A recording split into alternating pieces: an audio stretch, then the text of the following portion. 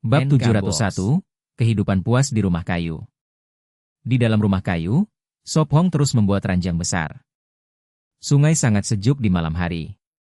Liu Yetu membuka pintu, membawa panci bersih masuk. Kalian sudah bekerja keras, kenapa tidak berendam mandi, malah makan tidur lebih nyaman? Fan Han menyarankan lembut. Liu Yetu tersenyum, ide bagus. Ia meletakkan panci di rak, lalu mengambil pakaian dan handuk untuk turun, tetapi berhenti dan bertanya, Tan Ngok, ikut juga? Ah, ya. Han Tan Ngok memerah, melihat adiknya. Jangan khawatir, nanti Hungo akan mandi bersamaku. Liu Yemong memeluk bahu Han Hungok, tertawa. Baiklah. Han Tan Ngok menekan bibir, akhirnya bergabung dengan tim. Fan Han bertanya polos, lalu aku? Tentu saja kamu mandi dengan Sop Hong. Liu Yemong bicara alami. PFF. Sop Hong menyemburkan tehnya. Liu Yemong menggoda. Kenapa? Tidak mau? Yah, bukan tidak berpikir. Tunggu, biar aku jernihkan pikiran. Sop Hong bingung. Itu berarti kamu memang berpikir. Sederhana, kenapa ragu? Liu Yemong bercanda. Fan Han memerah, menginjak. Kak Mong, apa yang kau katakan? Sop Hong menarik bibir, tak bisa bicara. Hehe, hanya bercanda. Liu Yemong tertawa. Sop Hong menggeleng, menahan perasaan, terus membelah kayu. Setengah jam kemudian, Sop Hong meletakkan kapak. Nhungok, coba berbaring. Ya. Han Hungok patuh, melepas sepatu dan berbaring di ranjang. Bagaimana? Stabil? Tidak menekan punggung? Sop Hong bertanya. Han Hungok merentangkan tangan lalu duduk. Sangat stabil, sangat nyaman. Bagus, nanti Fan Han akan bentangkan kain, lalu bisa tidur. Sop Hong berkata lembut. Pindahkan ranjang dulu. Fan Han berdiri, memotong kain dengan pisau militer. Sop Hong memindahkan sekat, menaruh ranjang baru di samping dua lainnya, para gadis membentangkan kain dan mengikat sudut. Sempurna. Fan Han bertepuk. Kriit. Sangat nyaman. Han Tan Ngok dan Liu Yetu masuk, mengeringkan rambut. Kakak, lihat, kita punya ranjang. Han Hungok berguling di atasnya, wajah penuh gembira. Cukup, mandi dulu, air panas sudah siap. Han Tan Ngok mencubit hidung adiknya. Baik. Han Hungok tersenyum memperlihatkan lesung pipi, turun dari ranjang. Kak Mong, aku bukan anak kecil lagi, bicara normal. Han Hungok memerah. Hahaha, baik. Liu Yemong tertawa lebih keras, menggandeng tangan Han Hungok dan turun dengan pakaian serta handuk. Tak lama kemudian, terdengar suara, Fan Han, mau mandi juga? Datang. Wajah Fan Han memerah, mengambil pakaian dan handuk, menoleh malu ke arah Sop Hong sebelum pergi. Sop Hong tersenyum, benarkah dia ingin mandi bersamanya? Liu Yetu mengambil pakaian dari rak, memberikannya pada Han Tan Ngok. Pakai punyaku malam ini, lebih nyaman. Terima kasih. Han Tan Ngok menerima. Sama-sama. Liu Yetu duduk di dekat tungku, menyisir rambut dengan sisir kayu. Han Tan Ngok menyentuh rambut, sejak ke Pulau Huyen Nguyet, pertama kali terasa begitu bersih. Bagaimana mencuci sebelumnya? Liu Yetu bertanya. Dengan abu, menghilangkan sedikit minyak tapi kulit kepala tetap gatal. Han Tan Ngok menghela napas. Liu Yetu mengangguk. Mulai sekarang, cuci sering, Sop Hong bilang sering menyisir baik untuk rambut dan tubuh. Benarkah? Han Tan Ngok terkejut. Ya, memang manjur. Liu Yetu mengangguk tegas. Kalau begitu aku harus sering menyisir, sempat ingin potong pendek. Han Tan Ngok berkata. Liu Yetu menyerahkan sisir. Rambut panjangmu indah, sekarang ada sabun, tidak perlu potong. Baik. Han Tan Ngok tersenyum, hari ini paling santai sejak ke pulau, tidak lagi khawatir makanan. Ia menyisir rambut, lalu bertanya, Tuh, kenapa di tempatmu tidak ada serangga? Itu, tanyakan pada Sop Hong. Liu Yetu mengangkat bahu. Lebih baik tidak tanya. Han Tan Ngok ragu tapi menahan rasa ingin tahu. Setengah jam kemudian, 3 gadis kembali dari mandi, minum teh panas. Baik. Sop Hong menerima pakaian, mencubit hidung gadis, lalu turun. Ah, kalian bahkan punya mahjong? Han Tan Ngok terkejut, hidup di rumah kayu begitu. Lengkap. Tentu, bahkan catur. Liu Yemong tersenyum, suka melihat kakak adik itu kaget, sama seperti saat pertama kali bertemu Sop Hong. Tapi kami tidak bisa main mahjong. Han Tan Ngok malu. Han Hu Ngok juga mengangguk, mereka dulu hidup di gunung, tak pernah punya kesempatan. Bab 702, hujan akan datang. Ciit. Sop Hong membuka pintu kamar mandi, uap masih mengepul dari tubuhnya, ia mengeringkan rambut basah lalu melangkah keluar. Sepertinya akan turun hujan. Ia mendongak ke langit dan bergumam, lalu naik ke lantai atas. Di dalam rumah kayu, Liu Yemong dan yang lain sedang bermain mahjong. Kartu mana yang harus aku mainkan? Han Tan Ngok mengerutkan alis, wajah serius, jarinya melayang di atas kartu, ragu-ragu. Sop Hong masuk, melirik kartunya, lalu mengingatkan santai, mainkan 70.000. Baik, 70.000. Han Hu Ngok bernapas lega dan segera menurunkan kartu. Sop Hong, kau tidak boleh terlalu sering mengingatkan. Liu Yemong manyun. Sop Hong menggantung handuk, tersenyum dan bertanya, haha, kau mau menyiksa pendatang baru? Hal seperti itu tidak perlu dijelaskan. Liu Yemong bergumam, sama sekali tidak malu. Bibir Han Tan Ngok berkedut, benarkah ada orang seperti ini? Kalau begitu nanti aku lawan kau? Sop Hong berkata sambil tersenyum. Liu Yemong buru-buru berkata, jangan, kau cukup menonton saja. Sop Hong menggeleng, tersenyum pahit, berdiri di belakang Han Tan Ngok dan Fan Han. Sop Hong bermain mahjong sangat hebat, kan? Tanya Han Tan Ngok. Sangat hebat. Matanya berbinar, ia menoleh padanya. Mau aku ajari? Tanya Sop Hong. Iya. Han Tan Ngok segera mengangguk. Baik, aku ajari satu ronde. Ia berdiri di belakangnya, memperhatikan kartunya. Sop Hong, tolong jangan terlalu keras. Pinta Liu Yemong.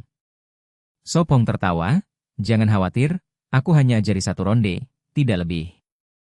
Itu bagus, kalah satu kali tidak masalah. Liu Yemong menghela napas lega. Liu Yetu melirik adiknya dan bertanya dingin. Kau pikir tanpa Sop Hong kau pasti menang? Tentu saja, aku adalah Dewi Judi. Kata Liu Yemong percaya diri. Dewi Judi? Kau lebih mirip iblis judi. Liu Yetu memutar mata, marah. Kakak beradik Han menutup mulut, menahan tawa, menantikan suasana ramai di rumah kayu. Kaulah iblis judi, keluargamu. Kaulah. Liu Yemong berhenti di tengah kalimat, sadar salah, buru-buru mengoreksi. Liu Yetu menyipitkan mata, menatap dengan tidak senang. Giliran siapa? Liu Yemong batuk, berkata serius, cepat berterima kasih untuk bunga. Yemong, giliranmu. Han Tan Ngok mengingatkan, menahan tawa. Liu Yemong tersenyum canggung, mengambil kartu dan menurunkannya. Han Hu Ngok menggigit bibir, berusaha menahan tawa. Seperti dugaan, lebih dari 20 menit kemudian, dengan bimbingan Sop Hong, Han Tan Ngok menang mudah. Lagi. Liu Yemong manyun.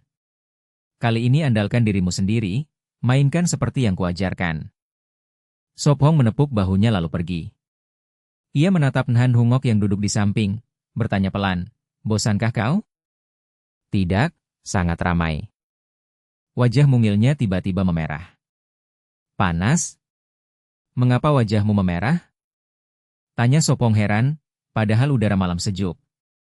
Ia mengangkat bahu, lalu duduk di ranjang besar, bersandar di sandaran kepala, merenung. Ia melepaskan auranya, memusatkan semangat di mata, dahinya terasa geli, lalu gambaran 3 dimensi rumah kayu muncul di benaknya. Meski samar, tetap bisa dikenali. Kesadarannya bergerak, pandangan berganti, wajah gadis berkerut alis muncul. Ia hanya bertahan kurang dari 10 detik sebelum pusing, gambaran itu runtuh. Ia mengusap pelipis, bergumam, untuk saat ini hanya bisa digunakan 10 detik, jangkauannya kecil, tapi sangat berguna. Kalah lagi. Suara Liu Yemong terdengar. Sop Hong menepuk tempat di sampingnya, berkata lembut, "Baiklah, sudah larut, istirahatlah." Aha. Liu Yetu menguap, berkata pelan, "Aku mengantuk, dan hari ini lebih sejuk." Benarkah? Aku tidak merasakannya. Bulu mata panjang Liu Yemong bergetar. Besok mungkin akan turun hujan, malam ini selimuti rapat. Peringat Sop Hong. Akan hujan? Han Tan Ngok mengerutkan alis, berjalan ke jendela, mendongak, tak ada bintang, memang bisa jadi hujan. Kalau hujan bagus, tidak perlu menyiram kebun dan akan lebih sejuk. Liu Yemong berseru. Tapi kita tidak bisa keluar. Tambah Sop Hong. Kalau begitu, lebih baik jangan hujan, aku masih ingin ke pantai. Liu Ye memburu-buru mengoreksi. Pantai? Han Hungok mengatupkan bibir, matanya penuh harap. Tunggu sampai hujan reda, tidak akan lama. Ucap Sopong lembut. Baik. Han Hungok mengangguk patuh. Lebih dari 10 menit kemudian, rumah kayu menjadi sunyi, kakak beradik Han berbaring di kantong tidur, merasakan kedamaian yang belum pernah ada. Begitu hangat. Van Han memeluk Sop Hong, menggosokkan kepala ke punggungnya. Tidurlah. Ia menepuk lembut punggungnya. Bibir Liu Yetu berkedut, sedikit iri pada adiknya yang cepat terlelap, ia juga menguap lalu memejamkan mata. Dalam gelap, Han Hungok menoleh ke kakaknya dan berbisik, "Kakak, sudah tidur?" Han Tan Ngok berbalik, menggenggam tangan adiknya dan menjawab pelan, "Belum, kau tidak bisa tidur?" Bab 703. Bulu apa yang harus dipakai? Mendekatlah. Han Tan Ngok berkata lembut. Han Hungok cepat bersandar di samping kakaknya, meski ranjang lebar, keduanya tetap berhimpit di satu sisi. Han Tan Ngok menyelipkan lengan di bawah leher adiknya dan bertanya, "Bisa tidur begini?" Aku coba." Han Hungok mengatupkan bibir, menempelkan dahi ke bahu kakaknya, lalu memejamkan mata. Huhu. Tak lama, napasnya teratur, ia pun terlelap. Aha. Han Tan Ngok menguap, menoleh pada Sop Hong dan saudari lain, lalu juga tertidur. Keesokan paginya. Dum-dum. Hujan deras mengguyur Pulau Bulan, menetes deras di daun dan semak. Kriat-kriat. Burung berputar di langit, lalu masuk ke pepohonan besar untuk berteduh. Benar-benar hujan. Van Han mendorong jendela, menyangganya dengan tongkat, udara jadi lembab dan dingin. Ia ragu sejenak, mengenakan topi, turun ke gudang memeriksa kandang kelinci, memastikan tetap kering. Ruang bawah tanah tidak akan bocor kan? Ia melirik ke arahnya dan melangkah. Jongkok, ia angkat jerami, melihat pintu tertutup tanah liat. Pasti kerjaan Sop Hong. Gumamnya, menutup kembali lalu naik. Selamat pagi. Van Han tersenyum. Selamat pagi. Han Tan Ngok menjawab pelan. Ia menyanggul rambut, mengenakan sepatu, lalu menatap hujan di luar. Jika masih di tempat persembunyian lama, pasti sudah basah kuyup. Kakak Tan Ngok, ini pasta gigi buatan sendiri. Van Han menyerahkan botol, sikat gigi tunggu Sopong buat. Baik, terima kasih. Han Tan Ngok membuka, di dalam pasta hitam kental, beraroma mint dengan sedikit bau arang. Oke. Ia tersenyum, menarik adiknya untuk mencuci. Di luar hujan, jangan turun. Van Han menunjuk kendi di dekat tungku, ada air di sana. Han Tan Ngok mengangguk, menimba semangkuk, lalu mencuci di tangga. Gluk-gluk. Beberapa menit kemudian, ia berkumur lalu memuntahkan. Gigiku lebih putih bukan? Ia bertanya sambil tersenyum. Tidak tahu ilusi atau bukan, tapi tampak agak lebih putih. Han Hungok mendekat menilai. Han Tan Ngok mengangkat dagunya dan tersenyum. Kau juga. Sedang apa kalian? Sop Hong keluar penasaran. Sudah sikat, aku mau buat 2 sikat gigi. Ia berkata. Sikat gigi? Bagaimana buatnya? Tanya Han Hungok. Ah, ada bulu sungguhan? Ia terkejut, karena sebelumnya hanya pakai batang kayu atau jari, kadang mengunyah arang. Pakai getah pinus dengan bulu hewan, ini bulu kelinci? Tanya Han Tan Ngok. Bulu rusa lebih baik. Ia tersenyum. Aku mau bulu kelinci. Kata Han Hungok. Baiklah. Sop Hong mengangguk sambil tersenyum dan pergi menyiapkan. Nyaman sekali, hujan bikin enak tidur. Liu Yemong mengacak rambut, menghirup udara segar di jendela, semangatnya bangkit. Kalau malam tak menendang selimut, pasti tidur lebih nyenyak. Liu Yetu mengomel, semalam hampir semua selimut terlempar. Kurasa kita harus mengikatmu saat tidur. Katanya serius. Liu Yemong meringkuk, bersembunyi di balik penyekat, bergumam, Kak, kau masih ingin main ikat? Main ikat? Seru? Tanya Han Hungok penuh rasa ingin tahu. Han Tan Ngok bingung, pagi-pagi sudah mau main aneh? PFFT. Sop Hong tertawa, menyembur air. Tidak seru, jangan main. Liu Ye mau melihat tatapan kakaknya, cepat mengalihkan. Sarapan apa? Biar aku masak. Sop Hong menepuk kepalanya sambil tersenyum. Kemarin sudah bilang, hari ini aku masak. Ia mengusap kepala, manyun, kalau begitu aku bantu, bukannya kau mau ajarkan aku sup sayur liar? Baik, siapkan bahan dulu. Jawabnya. Dua saudari saling pandang, apa itu main ikat? Kakak Tan Ngok, tubuhmu mirip kakak Tu, aku akan jahitkan baju untukmu. Fan Han menunjukkan kain. Membuat baju? Ia cepat mendekat. Ya, cuaca panas, pakai jaket terus bikin biang keringat. Fan Han tersenyum, menggambar garis di kain dengan arang. Biar aku bantu. Han Tan Ngok agak malu. Sejak datang belum banyak membantu, kini malah orang lain yang harus menjahitkan baju baru untuknya. Bab 704, metode ini tetap jauh lebih sulit. Jadi apa yang bisa kulakukan? Han Hungok menggenggam jarinya, suaranya agak malu. Aku sudah pikirkan, jadi bantulah aku memintal benang rami. Fan Han tersenyum, berbalik mengambil serat tanaman yang sudah diproses di atas meja kayu. Han Hungok mengambil sehelai, mengangkat kepala penasaran, benang rami, bagaimana cara memakai ini? Ya, sangat sederhana, aku akan mengajarkanmu. Fan Han berbicara lembut, menggandeng tangannya untuk menunjukkan cara memintal benang rami. Beberapa hari ini kain habis cepat, mereka perlu menyimpan lebih banyak benang untuk menenun kain baru. Oh begitu. Kedua saudari Han langsung mengerti. Bisa dipakai? Fan Han bertanya lembut. Ya, biar ku coba. Han Hungok mengambil serat, meniru gerakan gadis itu dan mulai memintal.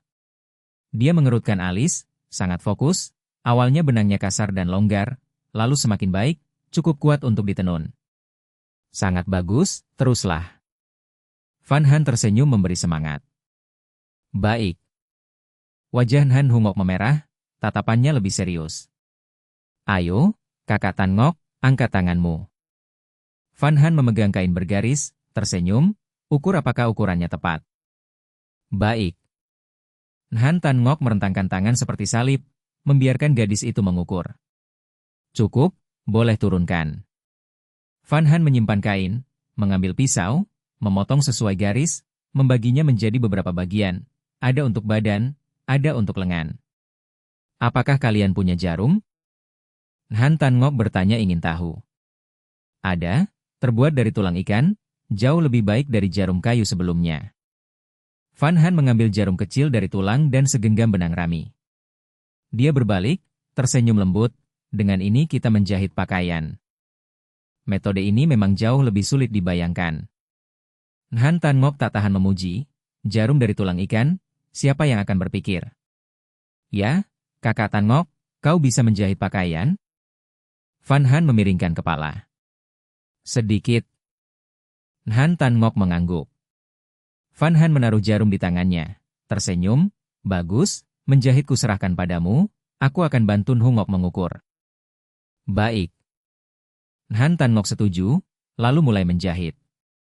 Tidak perlu buru-buru, mari sarapan dulu. Suara Sop Hong terdengar, dia membawa panci besi ke meja kayu. Baik. Van Han menjawab riang. Han Tan Ngok meletakkan jarum, mencium aroma, tak tahan memuji. Aroma apa ini? Harum sekali. Cepat duduk. Liu Ye Mong membawa hidangan terakhir ke meja. Sarapan yang begitu mewah. Mata Han Hungok berbinar, seperti sedang merayakan tahun baru. Bukan, hanya saat Sop Hong memasak baru begini. Van Han menarik kursi, duduk dan menjelaskan, kalau masak terlalu banyak kita tidak habis. Sop Hong mengusap pelipis, tersenyum, uhuk, aku hanya takut kau tidak cukup makan. Kau bilang apa? Van Han memiringkan kepala, melirik dengan tatapan mengancam. Tidak, cepat cicipi. Sop Hong cepat mengalihkan topik.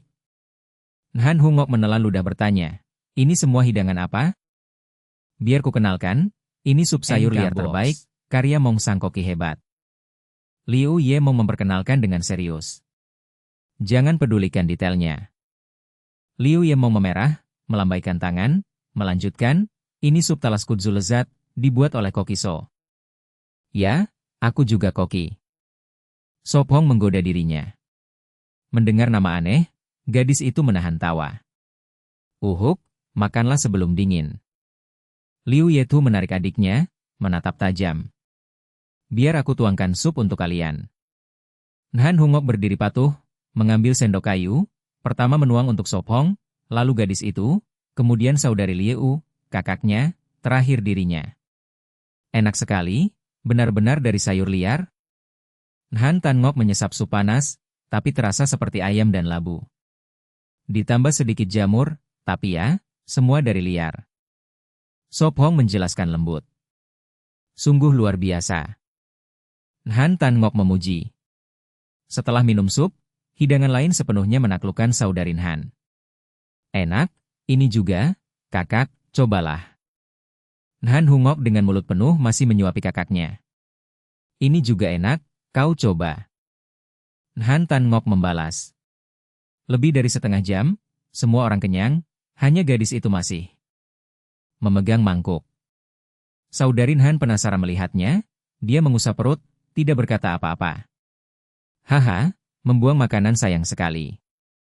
Van Han tertawa, sebenarnya dia baru 7 bagian kenyang. Minum sup lagi, jangan tersedak. Sop Hong dengan penuh kasih menyendokkan lagi. Wajah Van Han memerah, diam-diam menerima. Mata Sop Hong berkilat nakal, bertanya lembut, sudah cukup, mau kubakar roti lagi? Van Han memerah, melotot, lalu bergumam samar, sudahlah, aku tidak kuat lagi. Lain kali jangan masak terlalu banyak, tidak habis. Van Han manyun. Van Han, kalau tidak kuat makan, berhenti, nanti sakit perut. Han Tan Ngok menasihati lembut. Ya, terlalu kenyang tidak enak. Han Hungok juga menasihati. Uhuk, tenang saja, bagi Van Han ini sepele. Liu Ye membatuk menggoda. Memang benar, lebih dari 10 menit kemudian, sisa makanan semua masuk ke perut gadis itu, dia baru mencapai 9 bagian kenyang. Bab 705, Kecurigaan Tanpa Dasar. Aku bukan hanya kenyang, aku terlalu kenyang. Van Han mengulurkan tangan, jari telunjuk dan ibu jari menekan lembut pinggang Sop Hong, lalu tiba-tiba memutar 180 derajat. TSS. Sop Hong menghirup udara dingin, tersenyum di luar tapi pahit di dalam. HMPH, pantas saja. Van Han mendengus pelan. Liu Yetu bertanya curiga. Sop Hong, ada apa? Tidak ada, aku baik-baik saja. Sop Hong cepat kembali normal. Liu Yetu merapatkan bibir, berdiri membersihkan mangkuk dan panci, sementara saudarin Han membantu, mulai menyatu. 3 gadis berjaket bertudung turun, jongkok di hujan di tepi sungai mencuci peralatan. Van Han menoleh pada Sop Hong, meminta maaf, kau benar-benar baik-baik saja, biar kulihat. Tidak apa, kulitku tebal, bisa tahan berkali-kali. Sop Hong menyeringai sombong. Benarkah? Van Han mengangkat jari, membuat gerakan mencubit. Bohong. Sop Hong berhenti tersenyum, usil mencubit pipi lembutnya, lalu berbalik di bawah tatapan. Sudah bengkak. Van Han memerah, bergumam, lalu melanjutkan memotong kain untuk pakaian Hungok. Liu Yemong duduk di samping, pura-pura tak melihat kasih sayang itu. Sop Hong mengambil bahan dan terus membuat sikat gigi, sementara gadis-gadis sibuk memintal dan menjahit. Karena hujan, hanya bisa menekan millet. Liu Yetu menuangkan biji ke mangkuk tanah liat, karena tidak bisa keluar, mereka mengolah di kabin. Itu bukan millet? Han Tan Ngok terkejut, ada millet di pulau? Ya, ditanam Sop Hong. Liu Ye mau menjelaskan. Dia tanam? Aku ingat saat pilih alat, tidak ada benih millet. Tan Ngok menatap dengan ragu. Apakah itu bekal yang ia bawa lebih dulu? Atau dari pengawas dan reporter? Aku bilang rumput ekor rubah kutingkatkan jadi millet, kau percaya? Sop Hong melirik, membaca pikirannya. Tan Ngok mengatup bibir, bertanya balik, menurutmu? Kau percaya? Sop Hong menggoda. Matanya berkedut, kenapa tak pernah normal? Aku masih di sini belum tereliminasi, itu sudah jelas. Sop Hong mengangkat bahu, jika curang pasti sudah tersingkir. Tan Ngok terdiam, tahu dia benar, hanya tak paham bagaimana rumput jadi millet. Kakak, millet asalnya dari rumput ekor rubah, meski aku tak tahu bagaimana, tapi memang tumbuh dari situ. Van Han menjelaskan sambil menggenggam tangannya. Mungkin tanahnya, bagaimanapun tim acara jeli sekali. Liu Yetu menambahkan, melirik drone. Aku mengerti. Tan Ngok menghela napas, menatap Sop Hong. Dia menunduk, menghela lagi, menekan ragu, hanya ingin menang. Sisanya tak penting, dia hanya butuh hadiah untuk mengobati adiknya. Waktu berlalu, hujan mereda, langit senja turun. Van Han mengikat simpul, memegang celana kain, lalu menyerahkannya bersama kemeja padan Hungok, berkata lembut, selesai, coba pakai. Ganti di balik tirai, lebih leluasa. Van Han tersenyum. Kresak. Sesaat kemudian, dia keluar mengenakan pakaian, berputar 2 kali, bertanya riang, bagaimana? Sangat bagus, pas?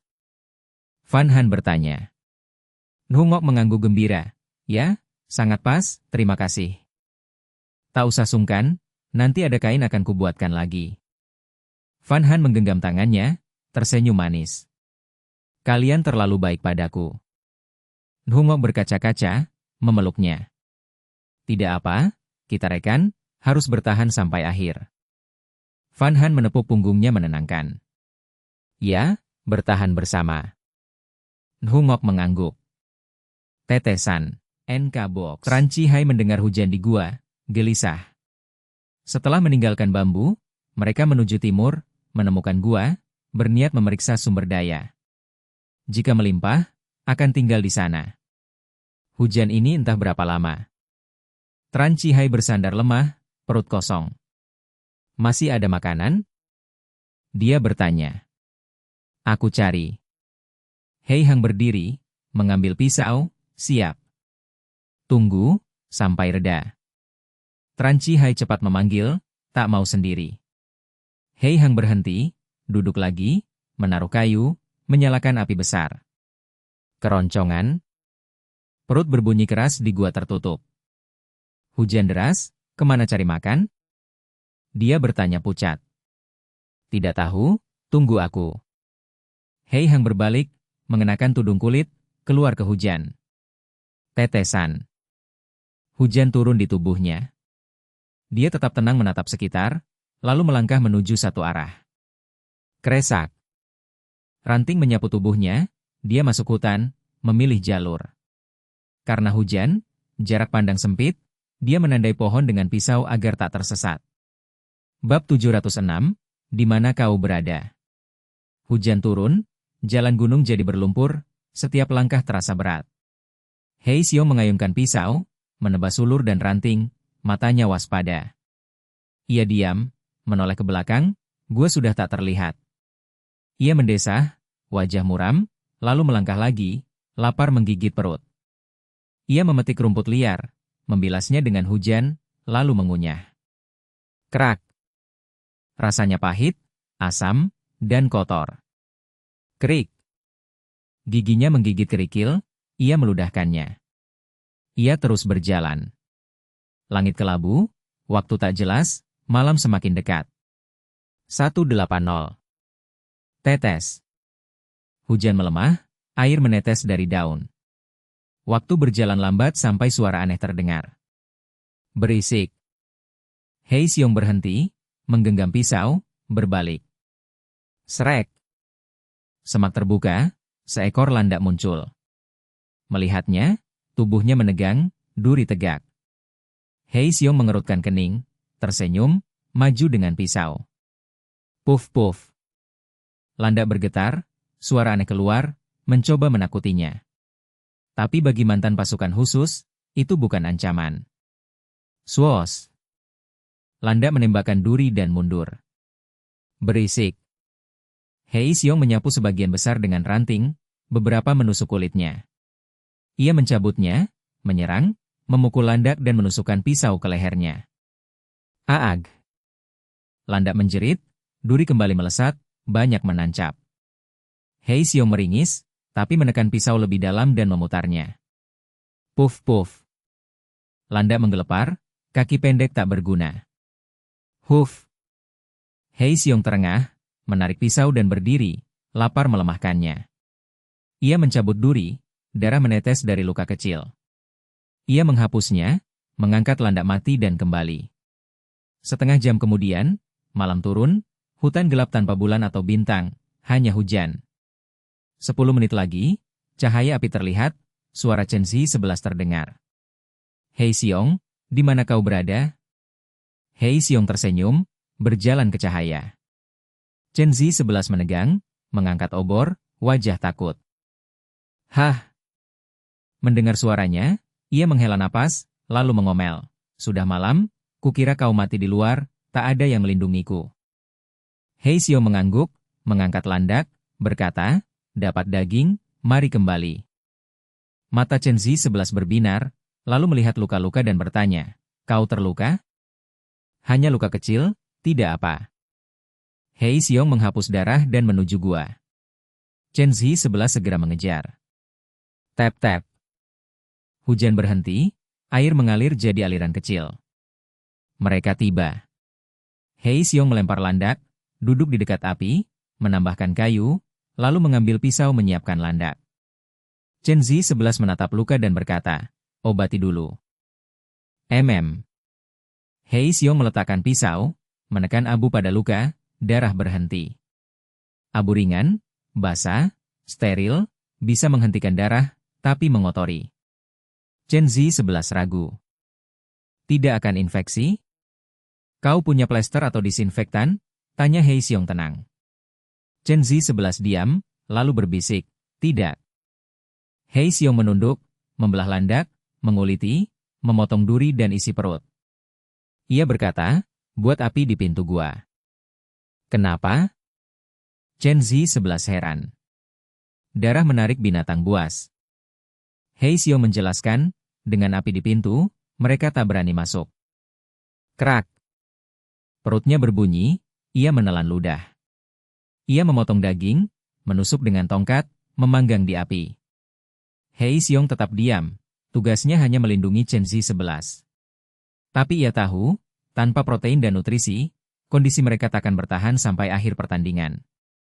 Bab 707, Sampah yang dipungut. Krik. Han Tan Ngok membuka jendela pelan, menyangga dengan tongkat kayu, angin pagi masuk. Begitu segar. Dia berbisik, meregangkan tubuh, lalu mengambil perlengkapan cuci dan turun. Setelah mencuci, dia masuk gudang, mengambil jerami, dan melemparkannya ke kandang kelinci. Begitu gemuk. Dia menghela, melihat kelinci mengunyah, lalu melepas tali anak rusa, membiarkannya di halaman. Dia menabur jerami, duduk di tangga, dan menonton rusa makan. Krik-krik. Jelas terbang dari hutan, berputar di langit, mendarat di atap, memiringkan kepala. Mau makan? Dia menarik leher, masih mengintimidasi. Dia buru-buru naik, membuka pintu, kerak kayu, ragu lalu mengambil daging asin. Selamat pagi, Kak Tan Ngok. Suara Van Han terdengar. Ah, Selamat pagi. Dia terkejut dan berbalik. NK Box. Van Han menjulurkan lidah, canggung. Maaf, menakutkanmu? Tidak apa, aku mencari daging untuk jelas, tidak tahu yang mana. Dia menghela lega. Van Han mengambil daging beruang, memberinya, berkata lembut. Beri daging beruang, kita tidak suka, biar jelas makan. Baiklah. Dia menimbang, berat juga. Krik-krik. Jelas turun dari atap, meraih daging, makan lahap. Krik-krik. Ia menatap, lalu mengunyah pelan. Dia terkejut, bisa mengerti? Hehe, jangan kaget, jelas pintar. Van Han turun dengan barang, tersenyum. Bahkan bisa menjaga rumah. Sangat hebat. Dia berkata tulus. Setelah cuci, gadis itu menyiapkan sarapan, Han Tangok membantu. Aa. Liu Ye mau menguap, mengusap mata, menyapa. Selamat pagi. Selamat pagi. Van Han menjawab. Setengah jam kemudian, semua bangun, mencuci, duduk sarapan. Sop Hong, hari ini mau apa? Van Han bertanya. Ah, ke pantai? Mata Han Hungok bersinar, lupa mengunyah. Bersemangat? Sop Hong tersenyum. Ya. Dia mengangguk cepat, lesung pipi muncul. Kita bermalam? Van Han bertanya lembut.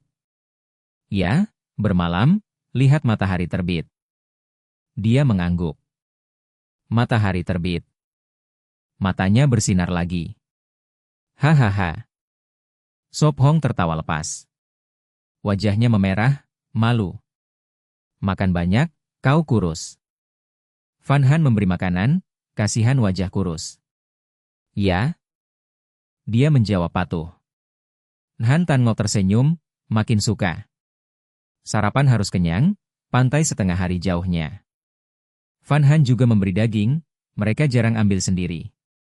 Terima kasih. Dia cepat berterima. Hehe, ambil saja, muka tebal tidak masalah. Liu Ye mau bercanda. Muka tebal makan enak. Liu Ye tu melirik, setuju, di masyarakat muka tebal bertahan lebih baik. Setelah makan, kakak adik mencuci piring, gadis dan Liu Ye mau berkemas. Bawa kantong tidur, pantai dingin malam. Van Han ingatkan. Ya. Liu Ye mau mengikat. Bawa bambu, harus masak garam lebih. Dia bergumam sambil mengemas. Sop Hong tersenyum pahit, dia selalu bawa banyak. Jelas, tinggal jaga rumah, nanti ku beri ikan. Dia mengusap kepala. Krik-krik. Jelas memiringkan, mengepak, memanggil. Tentu, berbohong itu anjing kecil. Dia tertawa. Krik-krik. Jelas mengangguk, terbang ke atap, berjaga. Cuma menipu dia agar tinggal. Liu Ye mau bergumam. Serius? Mata Han Tangok bersinar, menipu lang botak? Mulut Sopong berkedut, kesal. Kalau begitu kau tinggal? Hehe, bukan aku. Dia tertawa, sembunyi di belakang kakak. Aku rasa lebih baik dia tinggal. Liu Ye tu mengangguk. Mungkin kau dipungut dari sampah. Dia berkata tenang. Liu Ye mau mendengus. HMPH, kau juga, kita kembar. Mulut Liu Ye tu berkedut, tak mau debat. Gadis-gadis tertawa, hari ceria lagi. Ayo pergi. Sop Hong tersenyum, menggenggam tangan gadis, keluar. Jangan remehkan jelas, dia burung ganas. Dia berkata, meski suaranya tak garang, cakar dan paruhnya berbahaya. Bab 708, menikah dengan orang yang sama? Apakah kepiting kelapa enak? Han Hungok tidak bisa menahan diri menelan ludah. Enak, malam ini pasti bisa kita makan. Liu Ye Mong berkata polos.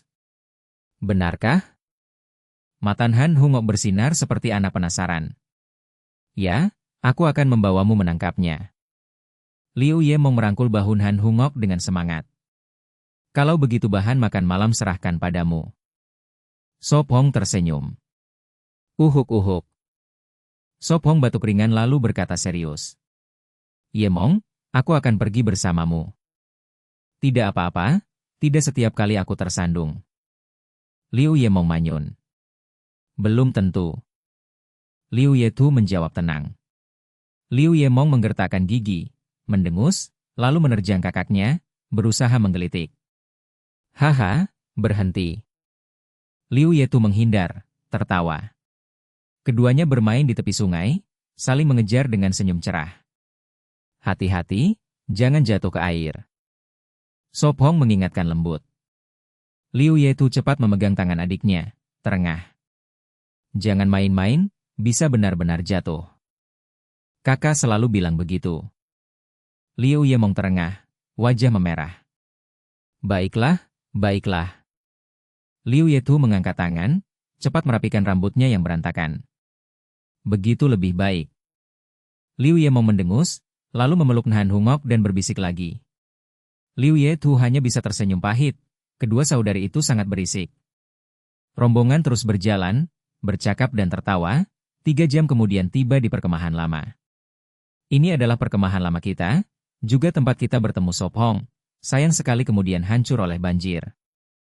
Liu Ye Mong menunjuk sulur dan ilalang yang menutupinya, penuh penyesalan. Memang sayang. Han Tan Ngok mengangguk, dari bekasnya terlihat tempat ini pernah baik.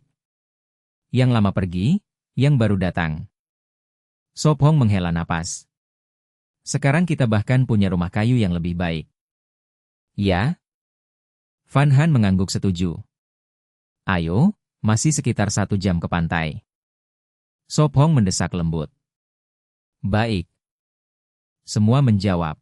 NK Box. Lebih dari 1 jam kemudian, mereka sudah merasakan napas laut, angin asin membawa aroma samudera. Debur-debur. Aku dengar suara ombak. Mata Han Hungok bersinar, penuh harapan. Hampir sampai.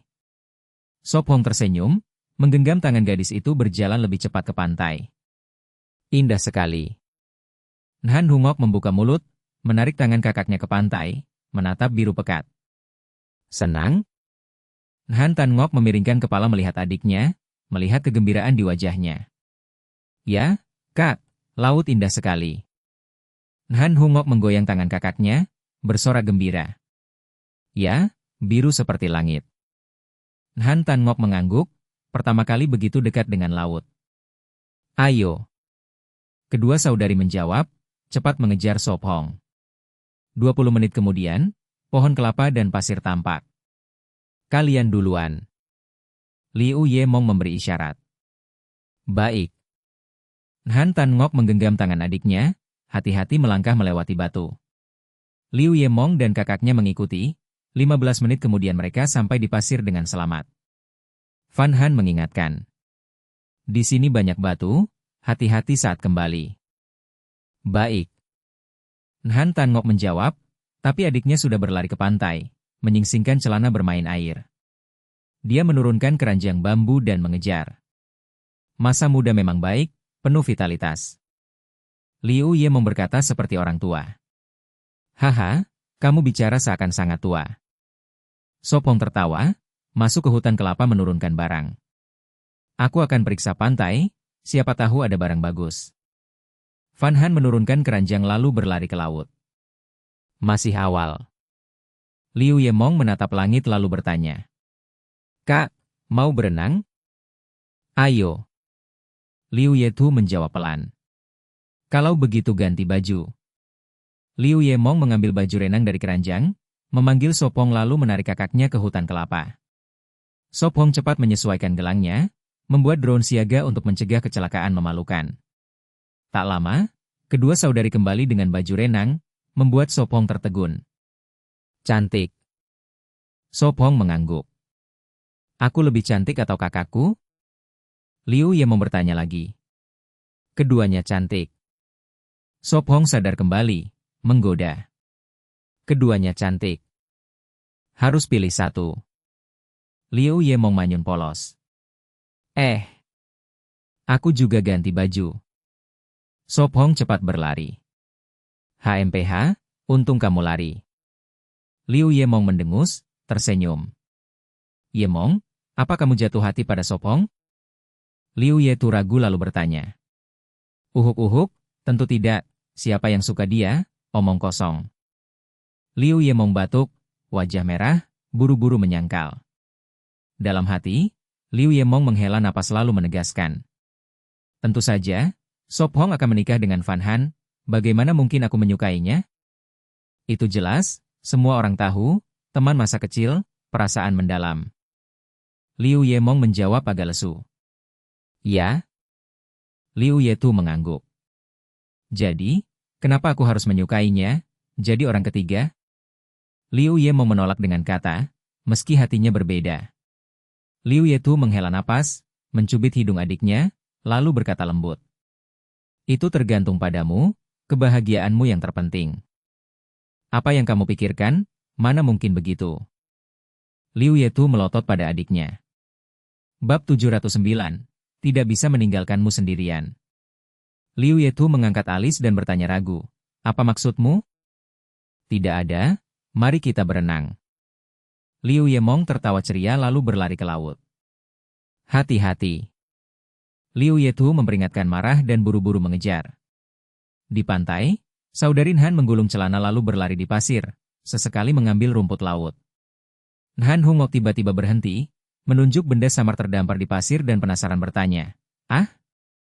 Kakak, apa itu? Kelihatan samar, mungkin ubur-ubur. Han Tan Ngok menjawab ragu. Tangkap dan lihat. Han Hungok berjongkok hendak mengambil. Hati-hati, jangan sembarangan. Han Tan Ngok cepat menariknya kembali dan memperingatkan, banyak hal tampak tidak berbahaya tapi berbahaya. Baiklah. Han Hungok menyerah. Saat itu Fan Han datang dan penasaran bertanya, kalian membicarakan apa? Fan Han, kau tahu ini apa? Apakah ubur-ubur? Han Hungok menunjuk benda itu. Ah, ini ubur-ubur. Fan Han berseru lalu bertanya cemas, kalian tidak memegangnya dengan tangan kan? Han Hungok bertanya bingung, tadi mau, tapi batal, apakah beracun? Menakutkan sekali. Wajah Han Hungok pucat, cepat mundur merasa beruntung tidak menyentuhnya. Hihi, sebenarnya tidak perlu takut begitu, jika ditangani dengan benar ubur-ubur enak dimakan. Fan Han tersenyum seperti bunga. Saudarin Han terkejut dan bertanya, bukankah beracun? Bisa dimakan? Tentu, salad ubur-ubur, belum pernah coba? Fan Han tertawa lalu mengeluarkan pisau militer, menggunakan punggungnya mengangkat ubur-ubur ke batu dan memotong duri beracun. Belum. Saudarin Han menggeleng. Fan Han mencuci ubur-ubur di air laut, menghilangkan pasir lalu berkata riang, malam ini akan ada hidangan tambahan.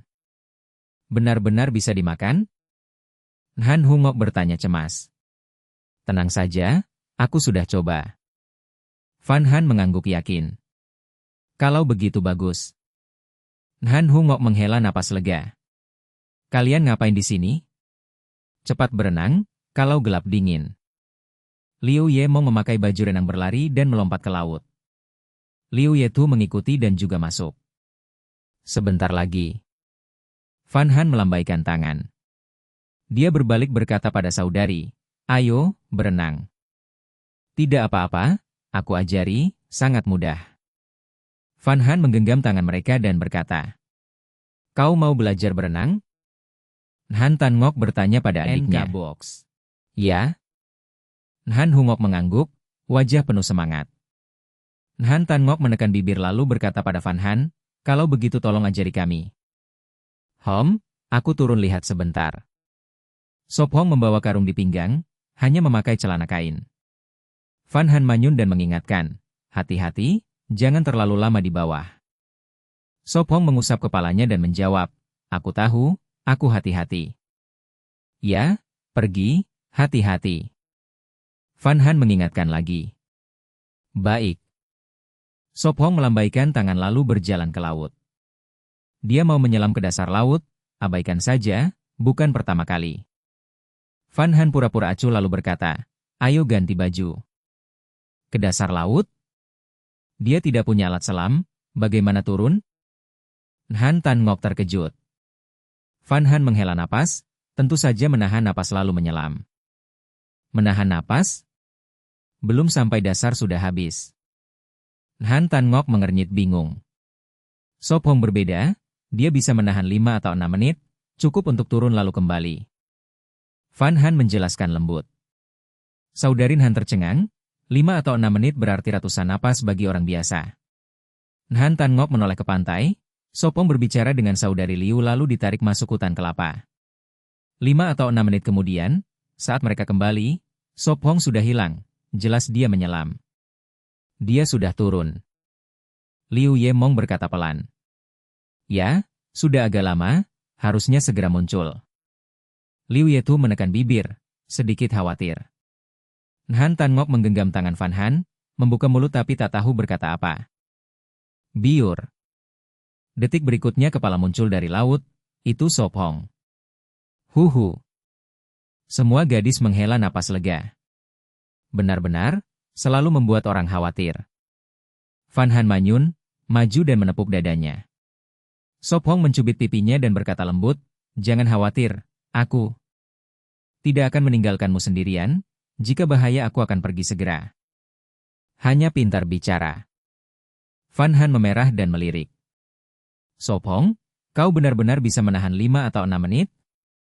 Han Tan Ngok bertanya takjub. Lebih tepat 6,5, setelah itu sulit bernapas, memaksa bisa 7 menit. Sop Hong menjawab bangga. Aneh sekali. Han Tan Ngok membuka mulut akhirnya berkata begitu. Uhuk-uhuk, aku turun lagi, jangan lari kemana-mana. Sop Hong batuk, menuangkan hasil laut dari karung lalu membawanya kembali ke laut. Bab 710, menyakitkan mata. Ho-ho. Sop Hong muncul dari laut, membuka mulutnya menghirup udara segar. Dia bisa menahan napas 5 atau 6 menit, luar biasa. Han Hungok berendam di air, mulut terbuka, melihat Sop Hong berenang ke pantai. Sop Hong menendang kuat, bergerak ke arah mereka, mengusap wajahnya, merapikan rambut ke belakang. Dia tersenyum pada Han Hungok dan berkata, tutup mulutmu, hati-hati minum air laut, sangat asin. Wajah Han Hungok memerah, dia menutup mulut, lalu bertanya, kau tidak apa-apa? Aku baik-baik saja. Sop Hong tersenyum, naik ke pasir, melepaskan karung, meletakkannya di pantai. Turun lagi? Van Han juga naik. Sop Hong jongkok di pasir, berkata lembut, tenang, tidak turun lagi.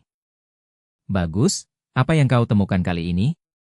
Van Han lega, membuka karung, menuangkan hasil laut. Tidak buruk, dapat teripang dan landak laut. Sop Hong menjawab. Dari karung keluar hasil laut, teripang setebal 3 jari, 4 atau 5 landak laut, juga kerang. Nanti kita tangkap 2 kepiting kelapa, malam ini pesta laut. Van Han tertawa, menyimpan semuanya. Ayo. Sop Hong mengangguk.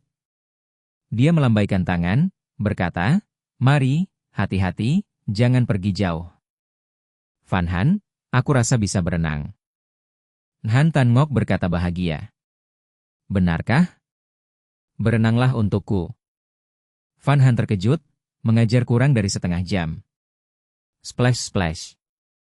Setelah itu, dia kembali, berhenti di depan, berkata malu, renangku tidak bagus, tapi bisa bergerak. Sudah hebat, lebih cepat dariku. Van Han mengacungkan jempol. Han Tan Ngok tersenyum, tidak juga. Segera bertanya, dan kau? Belum, agak sulit. Han Hungok cemberut. Jangan terburu, butuh kesabaran. Liu Yemong berkata tenang, tergesa-gesa tidak berhasil. Baiklah. Han Hungok terus berlatih gaya bebas. Aku pikir Hungok belajar gaya anjing dulu, lebih mudah. Liu Yetu menahan percikan. Aku tidak mau apa yang kau rasakan, aku mau apa yang aku rasakan. Dengarkan aku, gaya anjing tidak pantas. Liu Yemong serius. Mulut Liu Yetu berkedut, merasa saudarinya perlu disiplin. Yemong, mau tangkap kepiting kelapa? Suara Sop Hong dari pantai. Ya, tunggu. Liu Yemong bersemangat, berkata, kakak, ajarin Hungok, aku pergi tangkap kepiting. Lalu keluar mengikuti Sop Hong ke hutan kelapa. Bukankah itu tidak bertanggung jawab? Liu Yetu bergumam. Splash splash. Han Hungok melihat Yemong pergi, berkata sedih, apakah aku terlalu bodoh? Tidak, hanya gaya bebas lebih sulit. Liu Yetu menenangkan, aku akan ajari gaya anjing dan gaya katak, lebih mudah. Baik. Han Hungok mengangguk. Gaya anjing lebih baik gaya katak. Liu Yetu berpikir, saudarinya benar. Han Hungok tersenyum, aku dengar tuh. Dia bergumam saat berlatih, terlihat sederhana. Liu Yetu mengusap air, berkata, cobalah. Baik. Han Hungok menarik napas, meniru gerakan, berlatih gaya katak. Lebih dari 10 menit kemudian, dia berhenti, terengah. Naik ke darat untuk istirahat, atau kram, berbahaya. Liu Yetu menasihati. Baik, aku tidak bisa lagi, kaki berat. Han Hungok cemas. Liu Yetu mengusap kepalanya, berkata, cukup hari ini, kita lanjut di kolam camp. Ya. Han Hungok menurut, naik bersama Tu. Gadis-gadis sudah menyalakan api, menyiapkan makan malam. Krek-krek. Van Han berganti pakaian, jongkok di tanah kosong depan hutan kelapa, 3 api dengan panci besi. Kali ini mereka membawa semua panci, untuk merebus garam. 3 panci, 1 dengan air tawar untuk makan malam, 2 dengan air laut mendidih. Liu Yetu duduk di dekat api, bertanya, Sop Hong belum kembali? Mungkin lama, kepiting sulit ditemukan. Van Han menjawab, membersihkan hasil laut, menambahkan jahe hutan. Dia menutup panci, berkata, kalian ganti pakaian dulu, malam hampir tiba, udara dingin, hati-hati masuk angin. Baik. Liu Yetu mengambil pakaian, membawa Han Hungok masuk hutan. Bab 711, akan membuat perut meledak. Sop Hong, ada 1 di pohon, serahkan padamu. Mata tajam Liu Yimeng cepat menemukan kepiting kelapa pertama. Baik. Sop Hong menaruh keranjang bambu, mengikat tali di kakinya dan mulai memanjat. Kepiting kelapa menyadari tamu tak diundang, perlahan naik lebih tinggi. Jangan melawan sia-sia. Sop Hong menyeringai, memanjat lebih cepat, dan dalam 1 menit lebih sedikit berhasil menangkapnya. Dia mengikatnya erat, menggantung di pinggang, lalu mematahkan puncak pohon kelapa. Yimeng, minggir. Teriak Sop Hong. Baik. Liu Yimeng cepat mundur. Bang bang bang. Pohon kelapa jatuh ke pasir, memantul dan berguling. Dia memetik 4 atau 5 kelapa lagi lalu turun. Melepas tali, melempar kepiting ke keranjang, memikul lagi. Ayo, kita lihat tempat lain, nanti kita ambil kelapa ini. Baik. Liu Yimeng menumpuk kelapa, menggambar tanda besar di pasir. Tenang, tidak ada orang lain, kelapa tidak akan hilang. Sop Hong tertawa. Dia tersenyum kecil dan berjalan lebih dalam. Aku penasaran apakah kita akan menghabiskan semua kepiting di sini. Liu Yimeng bergumam. Sop Hong tersenyum, kalau kita makan setiap hari, mungkin. Tapi aku pikir makan setiap hari sama dengan cari mati. Liu Yimeng manyun, apapun yang berlebihan merugikan tubuh, kecuali nasi. Nasi juga, kalau kebanyakan, akan membuat perut meledak. Sop Hong menggoda. Liu Yimeng cemberut, siapa makan nasi sampai meledak, hanya orang bodoh. Mereka mengobrol sambil berjalan, lebih 10 menit kemudian menemukan kepiting kedua di bawah pohon. Menggali tanah, menangkapnya, lebih besar dari yang pertama. Ini jauh lebih bagus. Liu Yimeng dengan senang hati mengikat dan melempar ke keranjang. Sebelum gelap coba tangkap 2 lagi. Lanjut Sop Hong.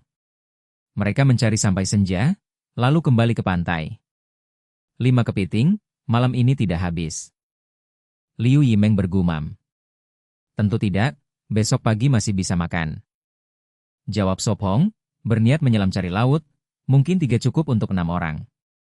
Besok kita lihat kemampuanmu memancing. Kata Sop Hong. Liu Yimeng tersenyum yakin. Tentu, ikan segar pasti dapat. Kita lihat. Sop Hong tertawa. Saat malam turun, mereka kembali ke perkemahan dengan kelapa. Kalian kembali, aku baru mau ambil obor. Yun Han terkejut, memegang obor. Tangkap berapa kepiting? Tanyanya. 5, cukup 2 kali makan. Jawab Sop Hong. Yun Han mengangkat yang terbesar. Kagum, yang ini lebih besar, pasti enak. Kelihatannya biasa, tapi rasanya enak. Suara lembutnya berkata, dia mencuci dan memasukkan ke panci besar. Kelihatan lezat. Han Ruyu menggosok tangan, menelan ludah. Tunggu, harus direbus lebih 20 menit agar parasit mati. Peringat Yun Han. Saat menunggu, dia membuat saus dari Eutrematenue dan bumbu segar. Pertama minum sup laut, masih harus tunggu. Kata Liu Yizhu, menyajikan sup. Kelihatan sudah enak. Han Ruyu cepat mengambil mangkuk, meniup, menyesap sup panas, langsung hangat.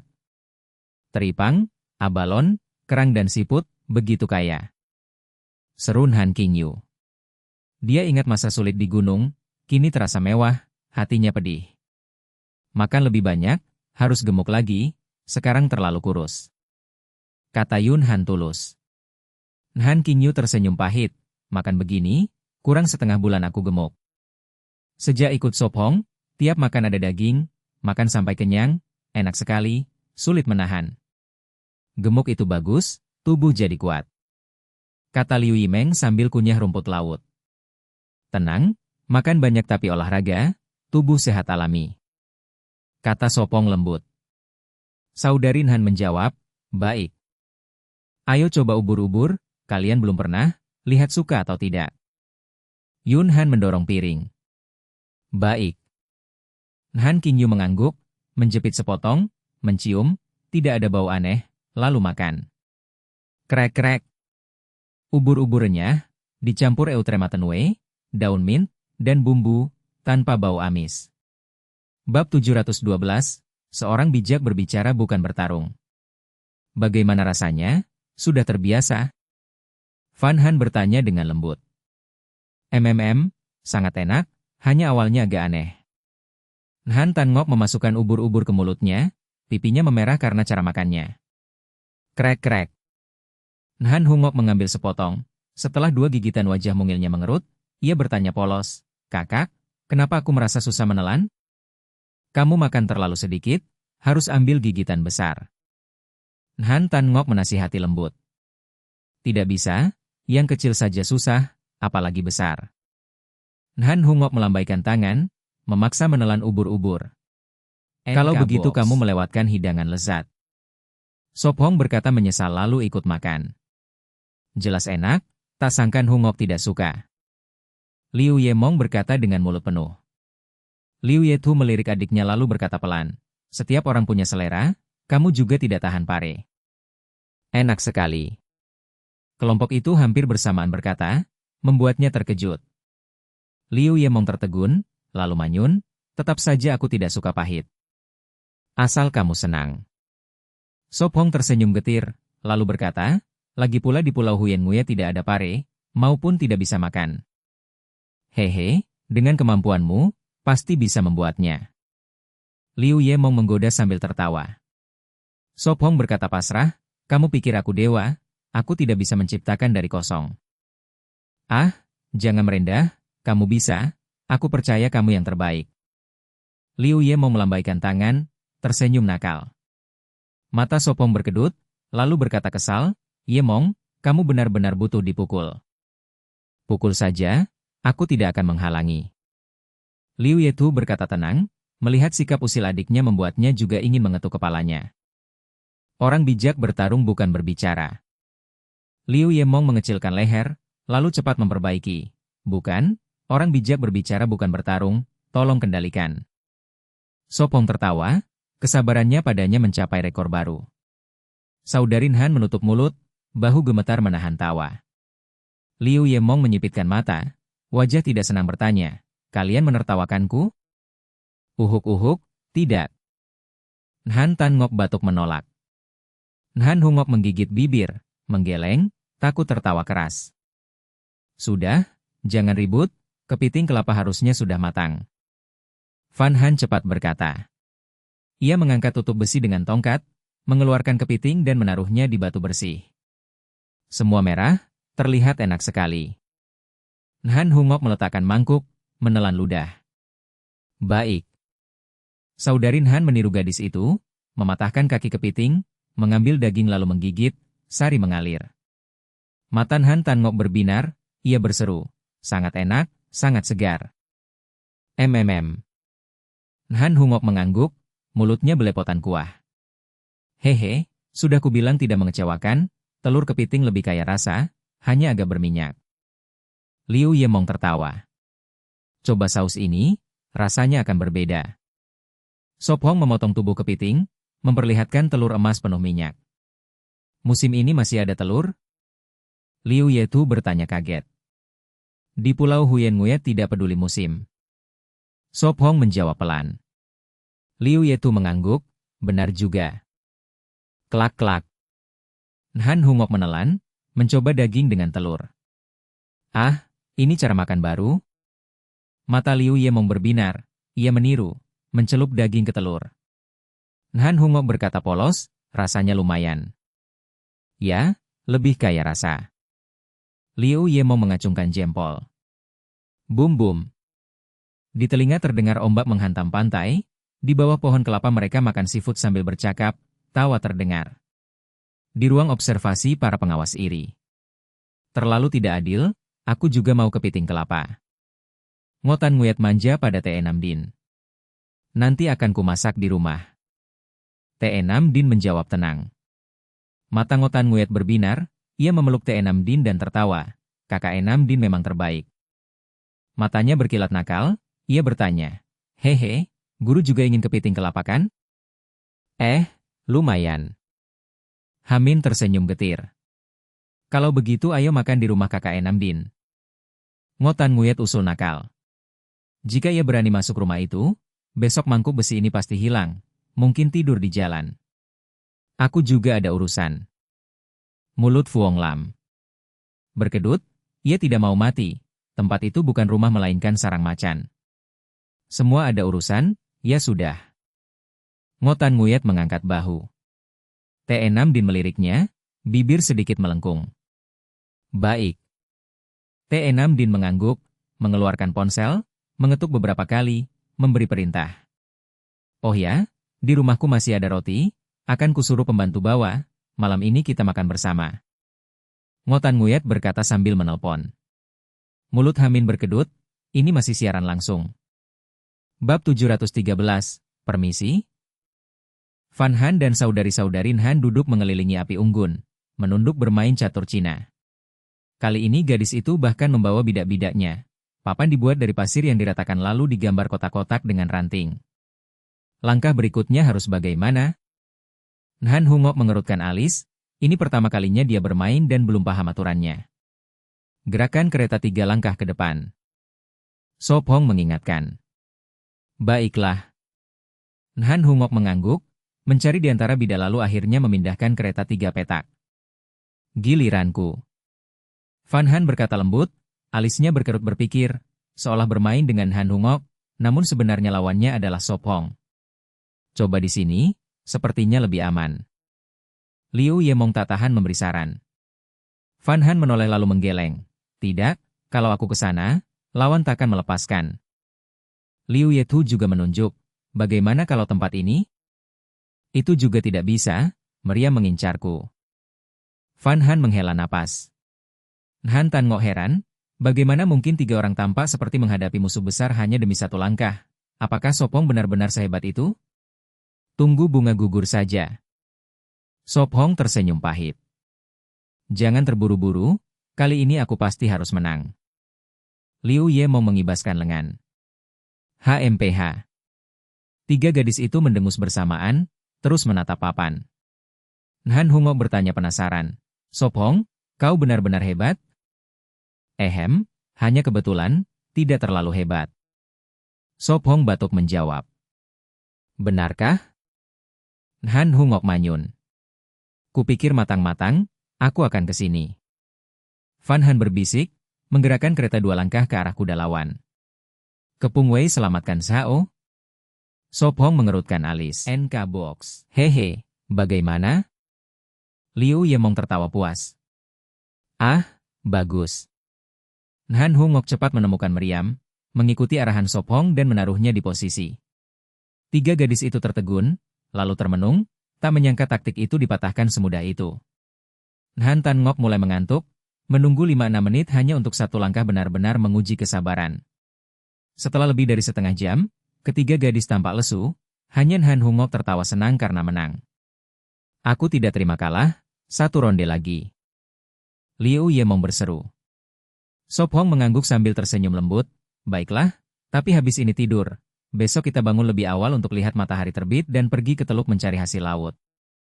Kakak, kali ini kau yang main, aku sudah tidak paham lagi. Han Hungok menyerahkan tempat. Ah, baik. Han Tan Ngok mengangguk, masih bingung. Van Han berkata lembut, lanjut lagi? Kalau tidak, kita tidur dulu. Han Tan Ngok menjawab, tidak apa, aku juga ingin coba 1 ronde. Sop Hong meneguk air kelapa lalu bertanya hangat, kau tahu aturannya? Sedikit.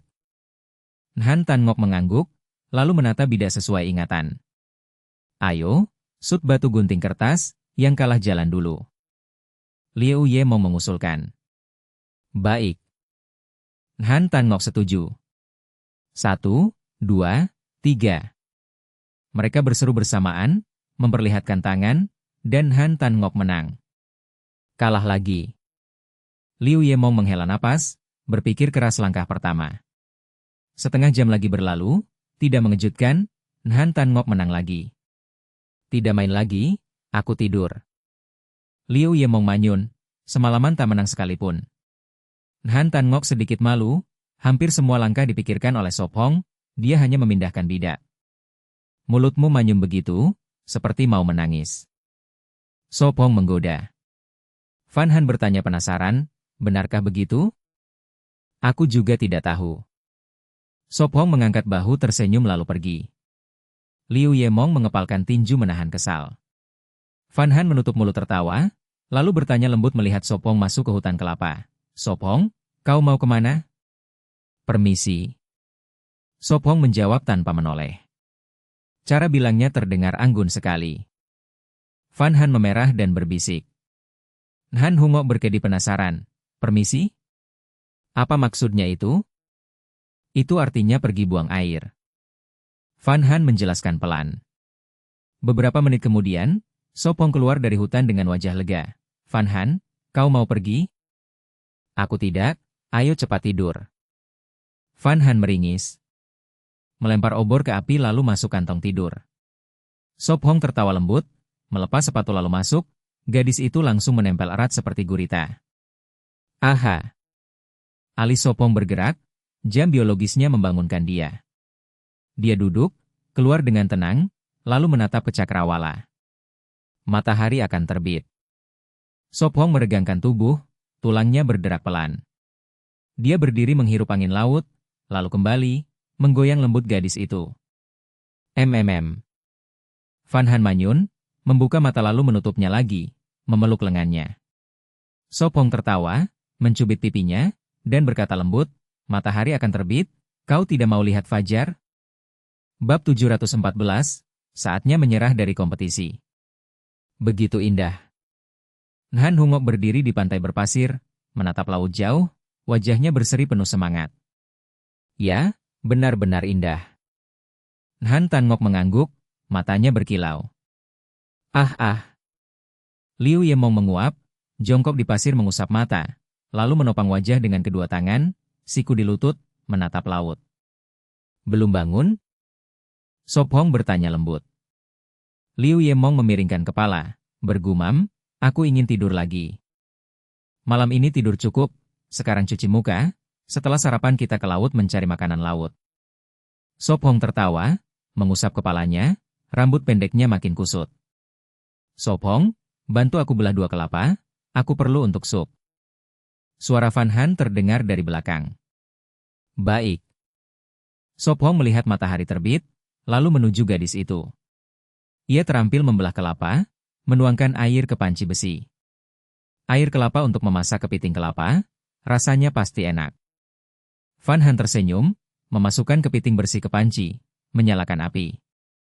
Menanti. So Pong tersenyum. Hehe, sebentar lagi kita makan. Van Han menaruh panci lain di api, menuang air tawar, menyiapkan sup laut. Van Han mengangguk lembut, berkata, sebentar lagi, simpan barang dulu, setelah sarapan kita berangkat. 20 menit kemudian, tutup panci dibuka, aroma kelapa menyebar. Coba rasanya. Van Han mengangkat kepiting, meletakkan di batu bersih. Ia menggigit, matanya bersinar, berkata samar, lezat, rasa kelapa pekat. Lebih segar. Han Hungok menjilat jarinya yang basah kuah. So Pong mengangkat ibu jari. Makan lebih banyak. Van Han tersenyum seperti bunga. 20 menit kemudian, semua selesai sarapan, membereskan panci, membawa keranjang bambu, menuju pantai. Han Hungok ditarik kakaknya, lalu bertanya penasaran, Van Han, teluk di sisi lain? Ya, sekitar setengah jam. Van Han menjawab. Itu bagus. Han Hungok menghela napas. Baik. Kakak adik Han dan kakak adik Liu menjawab, mengikuti So Pong. Setengah jam kemudian, teluk muncul, air naik. Han Tan Ngok berdiri di tepi, menatap ke bawah, bergumam, ini teluk, tidak besar. Meski kecil, ada banyak hal bagus. Van Han menjawab lembut. Tahu. Han Tan Ngok menggenggam tangan adiknya, hati-hati mengikuti, jalannya lebih sulit dari hutan kelapa. 10 menit kemudian, mereka sampai di tepi berbatu, melihat kolam-kolam air. Aku akan menggali siput tangan Buddha. Liu Yetu mengeluarkan pisau pendek, berhenti di celah batu, mengambil siput. Aku akan menangkap udang mantis dan kepiting bunga di genangan.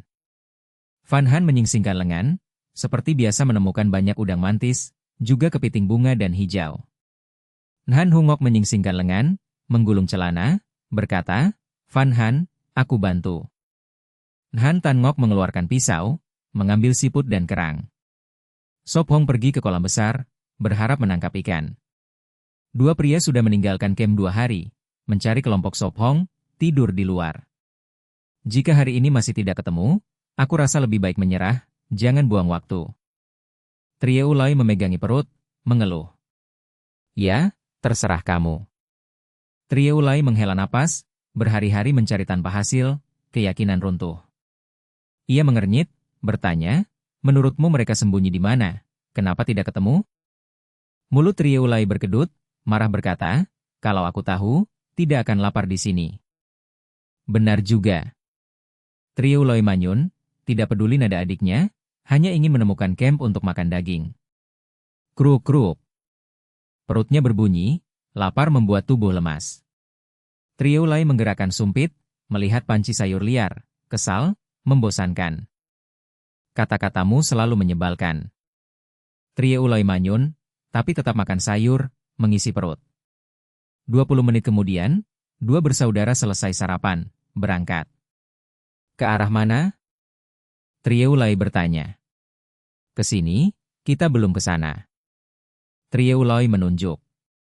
Trio Ulai melirik, hanya kakaknya yang bisa begitu tidak bisa dipercaya. Ia menghela napas, tapi tanpa petunjuk, sama saja. Mereka terus berjalan, menyingkirkan semak dan sulur, hampir 2 jam kemudian pandangan terbuka, terdengar suara air. Ada suara air. Trio Ulai berseru. Cepat keluar dari hutan. Bab 715, jelas mempertahankan rumah. Di depan 2 orang ada sungai kecil yang jernih. Bagus, ada air, itu berarti kemah So Pong pasti ada di dekat sini, kata Trio Ulai bersemangat, sambil menoleh ke sekeliling. Mungkin, mari kita periksa. Trio Ulai merasa mereka sudah dekat dengan tujuan. Keduanya mengikuti sungai ke hulu. Setelah lebih dari setengah jam, dinding duri setinggi 2 meter menghalangi jalan.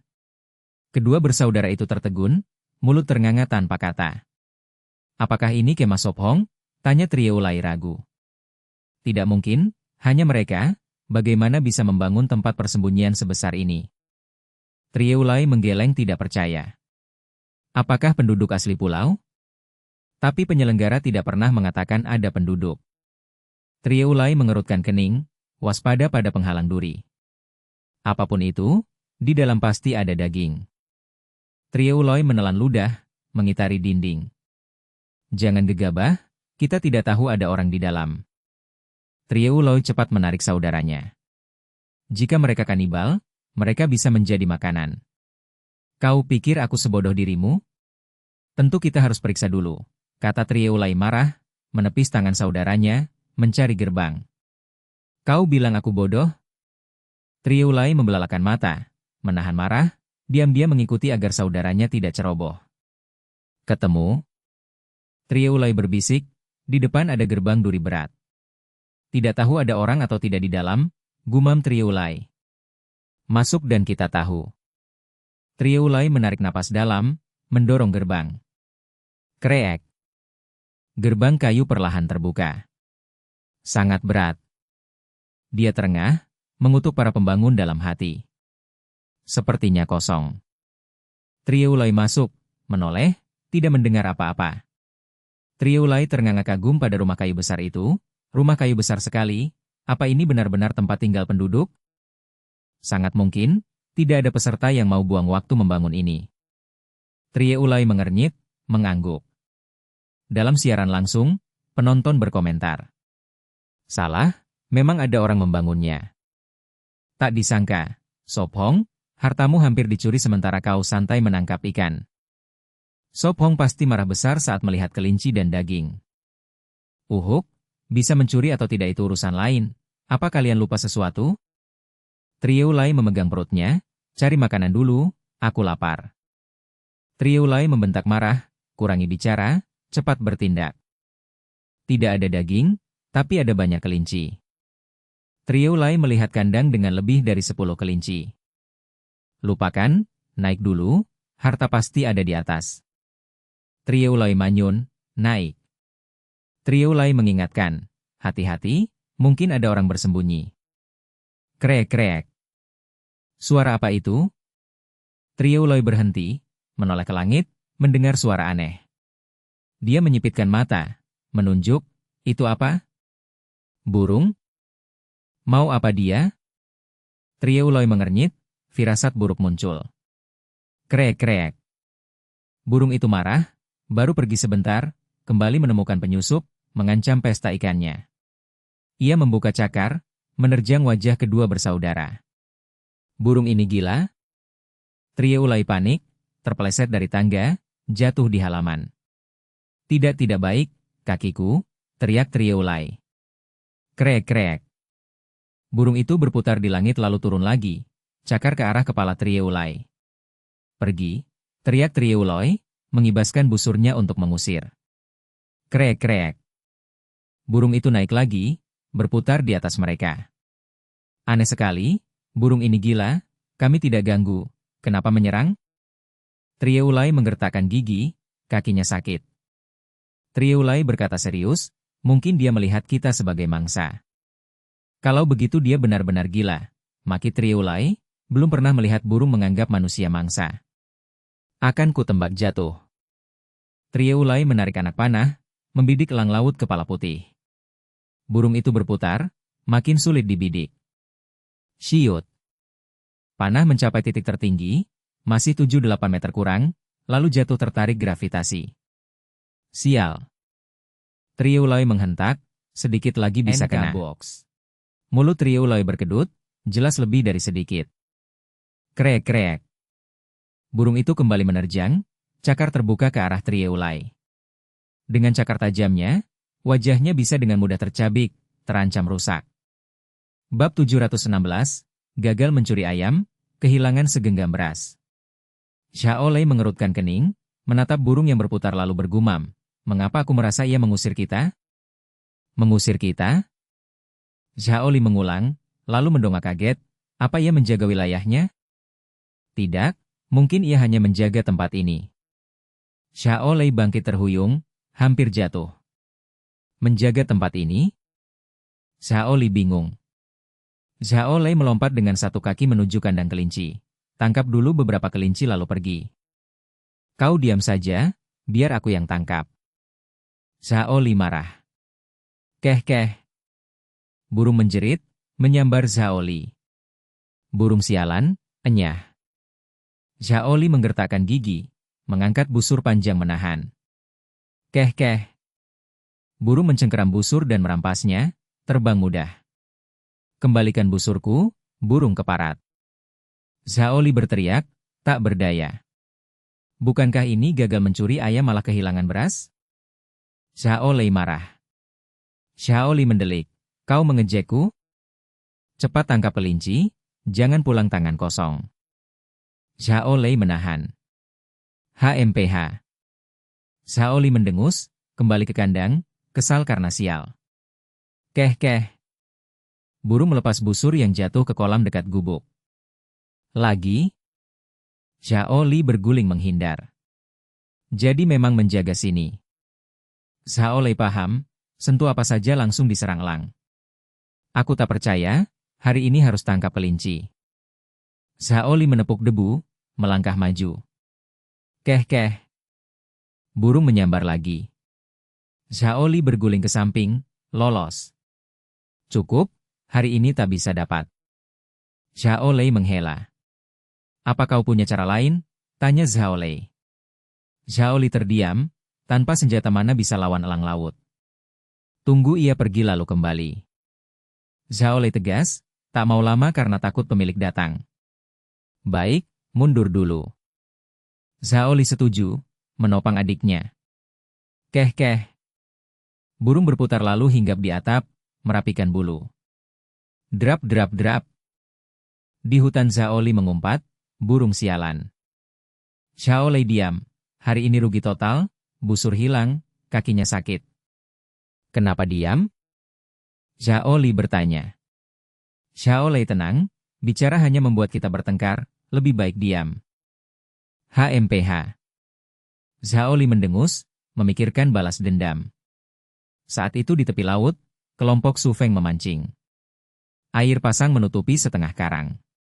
Saudarin Han menggulung celana, memegang pancing di tepi air. Setengah jam lalu Su Feng sudah dapat 4 ikan sargo besar, juga 2 ikan terbang dan 1 lagi sargo. Mengapa tak ada ikan menggigit? Han Ruyu manyun, menatap pelampung yang hanya goyang. Su Feng menenangkan, jangan buru-buru, sabar. Ia mengetuk pancingnya, yakin berkata, akan ada ikan, hanya butuh waktu. Baik. Han Ruyu mengangguk, fokus pada pelampung. Su Feng berpikir mungkin daging rusa bisa jadi hadiah pengganti. Su Feng, bergerak, pelampung bergerak. Ia berseru. Tenang, jangan tarik dulu. Su Feng berbisik, memperhatikan. Baik. Ia menahan semangat. Han Qingyu juga tegang, sudah lama menunggu. Tiba-tiba pelampung tenggelam. Han Ruyu menggenggam pancing tapi terseret, jatuh ke laut, basah kuyup. Ruyu, kau tak apa? Han Qingyu panik, melepaskan pancing menolongnya. Aku baik-baik saja, hanya pancing hilang. Ia menunjukkan telapak dengan bekas merah, wajah memerah malu. Kau menakutiku, untung selamat. Wen Han lega. Ruyu makin malu berkata, maaf membuat khawatir. Wen Han menggenggam tangannya, tak apa, kau selamat. Liu Yitu mengernyit, ikan apa yang begitu kuat? Tangkap lagi baru tahu. Su Feng tersenyum, menunjuk laut tempat pancing hilang muncul. Bab 717, Pembunuhan Seketika. Suos. Satu-satunya jawaban adalah suara Sop Hong menyelam ke air. Itu ceroboh. Fan Han mengatupkan bibir, menghela napas sedih. Jangan khawatir, dengan ketahanan Sop Hong tidak akan terjadi apa-apa. Liu Yetu mendekat, menepuk bahu gadis itu dengan lembut. Fan Han tersenyum pahit, berbisik, meski begitu, hatiku tetap gelisah. Kami akan menunggu bersamamu. Han Hungok menggenggam tangannya dan berbicara lembut. Fan Han merasa lebih tenang. Klop. Di bawah air, Sop Hong menghembuskan gelembung, airnya jernih, ia menendang kuat menuju pancing, menoleh mencari ikan. segera pancing itu terlihat. Ia meraih, memegang, mengangkat kepala di atas permukaan, menjaga seimbang dengan kaki, mulai menggulung. Lalu pancing tersentak keras, hampir menyeretnya. Tidak bisa, aku harus ke darat dulu. Ia mengernyit, tidak bisa gunakan tenaga penuh di laut. Tapi ikan itu juga melawan, menarik sebaliknya. Naiklah. Ia mengatop gigi, kaki menendang lebih cepat, berjuang agar tidak terseret. Ia berteriak ke batu, Van Han, lemparkan talinya. Dia mengikat satu ujung ke batu, memberikannya pada Liu Yemong. Kak Mong, kamu kuat, tolong lempar. Tidak masalah. Liu Yemong memutar lalu melempar kuat ke arahnya. Sempurna. Ia menangkap cepat, satu tangan memegang pancing, satu lagi mengikat tali dengan gigi. Ia tersenyum, melepaskan pancing dan bergumam, sekarang kita lihat siapa yang lelah dulu. Ia berenang ke pantai. Di darat, para gadis menarik tali, menahan diri agar tidak jatuh. NK Box. Boom. Ia melangkah mantap, melilitkan tali di pergelangan. Belum tahu, tapi segera jelas. Ia tersenyum percaya diri. Waktu sedikit, air laut naik. Van Han berkata cemas, air sudah sampai pantai. Kalian pergi dulu, biarkan aku. Ia menggenggam tali dan memperingatkan. Hati-hati, jangan memaksa. Van Han ragu, tahu dirinya hanya menghalangi. Kathu, Kangok, mari kita pergi dulu. Dia memimpin. Han Tan-ngok menggenggam tangan adiknya, bertanya gugup, apakah ini benar-benar baik? Hehe, tenang saja, Sopong luar biasa. Liu Yemong tertawa, memikul keranjang terberat, dia bahkan membunuh beruang seketika, apa yang ditakutkan? Sebenarnya bukan seketika, lebih seperti 2 pukulan. Dia mengingat. 2 pukulan. Liu Yetu menambahkan, masih ingat jelas video Li Dudu, sulit dilupakan. Bibir Han Tan-ngok bergetar, membunuh beruang dengan 2 pukulan tetap mengejutkan. Sop Hong sungguh hebat. Han Hungok berbisik, wajah penuh kagum. Van Han naik lebih dulu, mendesak lembut, ayo naik, kalau tidak dia akan teralihkan. Ya. Semua cepat mengangguk. Lebih 10 menit kemudian, 5 gadis tiba di pantai, hanya Sop Hong yang masih bertarung. Air sudah sampai pahanya, sebentar lagi ke pinggang. Tak ada waktu tersisa. Ia mengernyit, ikan itu sangat kuat, menguras tenaganya butuh berjam-jam, tapi air pasang cepat. Ia memutuskan nekat, tak peduli jika senar putus, kalau putus berarti sial. Ia memutar pergelangan, menarik tali bertahap, berhenti agar tidak patah. Naiklah. Ia bergumam, tangan terus menarik, tali makin terkumpul. Segera hanya senar tersisa. Senar ini dianyam dari 4 jenis kulit kayu, sangat kuat. Ia lilitkan di pergelangan lalu menarik lagi, memendekannya sedikit demi sedikit. Boom! Seekor tuna sirip biru. Matanya berbinar, tak menyangka mendapat satu lagi, mungkin karena menyentuh pancing Han Hungok. Ia sadar ikan ini bahkan lebih besar dari sebelumnya. Ia tersenyum, takkan membiarkannya lolos. Di pantai, para saudari terkejut, ketakutan oleh ikan raksasa itu. Mereka paham mengapa Hungok jatuh, menghadapi ikan sebesar itu, tidak terseret saja sudah untung. Ikan apa itu? Han Hungok bertanya gugup, memegangi bajunya. Tidak tahu, tapi terlihat familiar. Van Han mengernyit pelan. Apakah Sop Hong akan baik-baik saja sendirian di bawah sana? Han Tan-ngok berkata cemas. Bab 718, Perampok. Dia sudah sering ikut Sop Hong berburu dan menyaksikan banyak hal tak terbayangkan. Benarkah? Han Tan-ngok menggigit bibir, mencoba menahan gugup, menatap pantai di bawah Sop Hong. Gemuruh. Laut mendidih, busa menyembur, seekor tuna sirip biru California raksasa muncul di air dangkal, ditarik paksa oleh Sop Hong hingga tali putus. Dia akhirnya menghela napas, berpikir, memang harus mengandalkan kekuatan. Dia ragu sejenak lalu menghantam lagi, meremukkan kepala ikan, mencegah kabur. Dia menggenggam ekor, berjalan menuju pantai, air sudah setinggi pinggang. Sop Hong, cepatlah! Teriak Van Han dari pantai. Hampir 10 menit kemudian, dia tiba di darat, melepaskan ikan besar dari punggungnya, bau amis membuatnya tak nyaman. Dibandingkan terakhir kali, ini jauh lebih besar, hampir 100 kati. Liu Yemong menelan ludah, membayangkan sashimi malam ini. Ya, bukan hanya 100, hampir 150.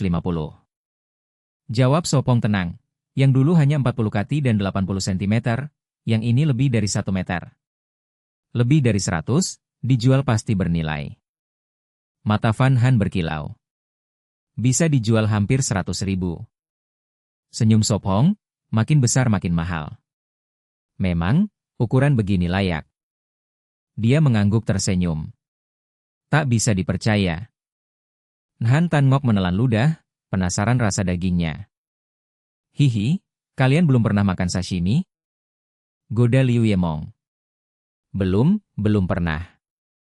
Wajah Han Tan Ngok memerah, di pegunungan mana ada sashimi? Liu Yemong tertawa. Kalian beruntung, sashimi tuna sirip biru enak sekali. Aku sungguh menanti. Bisik Han Tan Ngok. Ayo, harus pulang. Sop Hong memanggul ikan ke depan. Sop Hong, cuaca begini daging cepat rusak. Peringat Liu Yemong. Ya, memengaruhi kualitas, kita harus cepat. Jawabnya tanpa menoleh, langkah dipercepat. Kau tidak lelah? Tanya Han Tan Ngok cemas, kagum dia mengangkat begitu berat. Tan Ngok, khawatir saja kita bisa mengejarnya. Kata Liu Yemong. Bobot itu tak berarti bagi dia. Tambah Van Han, para saudari belum tahu kekuatan luar biasanya. Benarkah? Tatap Han Tan Ngok, makin heran. Mereka pulang lewat jalan semula, setelah lebih sejam sampai ke sungai kecil. Sop Hong berhenti, menaruh tuna ke air mendinginkan, kalau tidak rusak sebelum kemah. Istirahatlah. Katanya lembut, mencuci wajah, langsung segar. Ah, ingin es. Liu Yemong duduk, menepuk lutut. Diam, aku juga ingin. Liu Yetu menjilat bibir kering. Van Han bergumam, baru sampai sungai, masih lebih 3 jam ke kemah. Uhuk, sebentar. Tawa Sop Hong. Ayo, minum air. Van Han melotot, lalu menyerahkan bambu. Gluk-gluk. Sop Hong tersenyum, minum tegukan besar, tenggorokan lega. Mereka istirahat lebih 10 menit lalu jalan lagi, sering berhenti menjaga ikan tetap segar. Matahari condong barat, cahaya lembut, kemah akhirnya tampak. Dia berlari, jadi yang pertama kembali. Ah!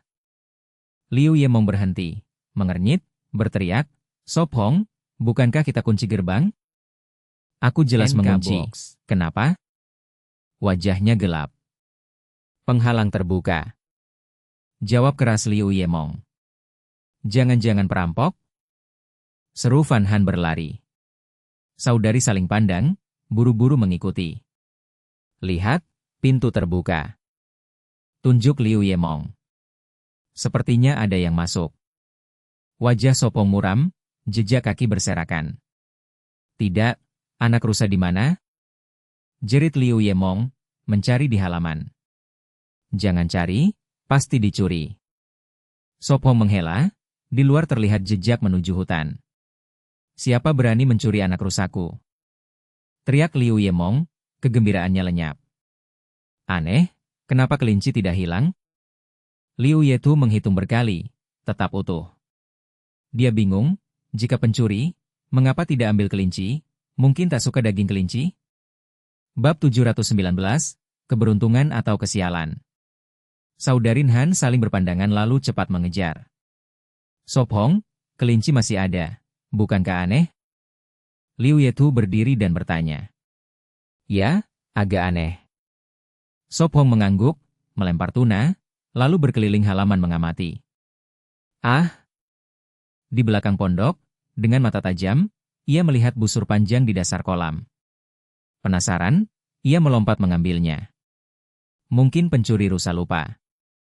Ia mengibas busur, menarik tali, masih bagus.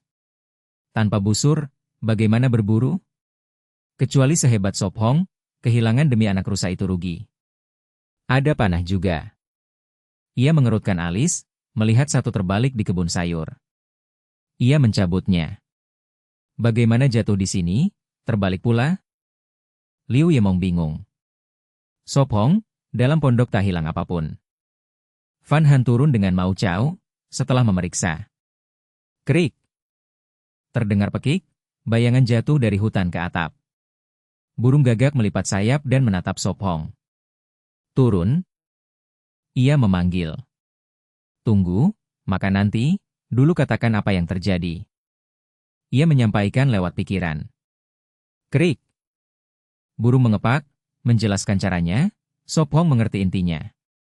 Dua pria datang, diusir, tak ada yang diambil, burung pun bangga. Tidak ada yang dibawa? Lalu anak rusa? Ia bertanya. Krik. Burung bersuara, artinya pintu tak terkunci. Anak rusa lari. Sop Hong, bagaimana? Fan Han bertanya sambil mengelus Mao Chao.